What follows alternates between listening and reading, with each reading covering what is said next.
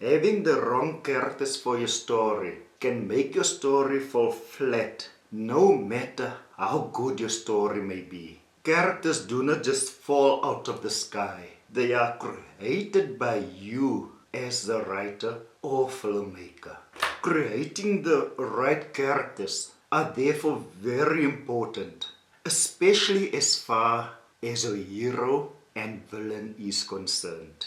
And it's important because if your villain is weak, your hero will be weak. And that means that you will have a story with a weak problem for your hero to solve, which he or she will be able to solve very easily, and your film or story will be over in a short time. You need a great villain in your story to create an exceptional hero.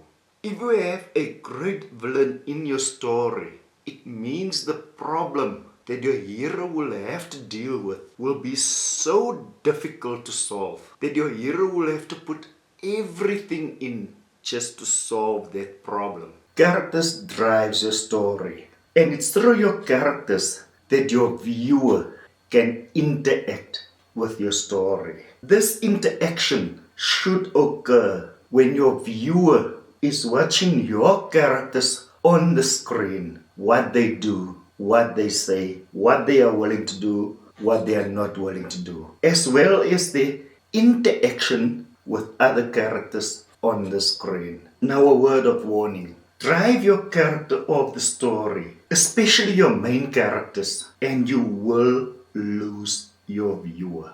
You see, the thing is, everything that happens to your characters, especially your main characters, must have something to do with the main idea behind your story. I say again, everything your characters do must have some connection to the main idea of your story. Every story needs a good villain, and every story needs a hero that is strong enough to fight against that villain. But who and what are these two characters? A character in a story needs to have a problem that he or she must solve. And normally people believe that refers to the hero alone in the story. Especially aspiring and beginner writers do not realize that even before the hero experiences a problem in the story,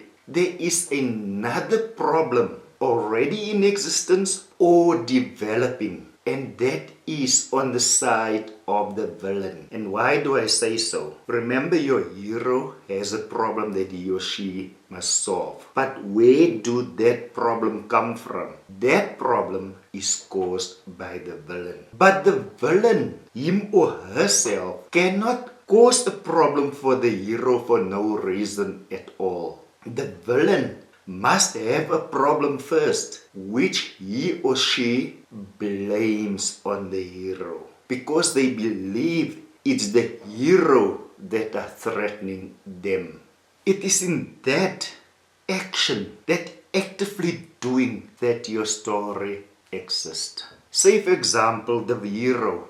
He has a problem, but the hero is sitting back, waiting, hoping, praying that the solution will fall out of the sky to solve that problem. Then it means the hero is doing nothing to solve that problem, which means you have no story, because it's in the actions of the villain and the hero that your story lies. Both are looking for ways and means to stop the one from harming the other.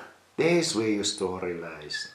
If both of them are doing nothing, there is no reason for your story. If there is no action on both sides, then it means what is happening in your film, in your story, will have to be explained through the dialogue.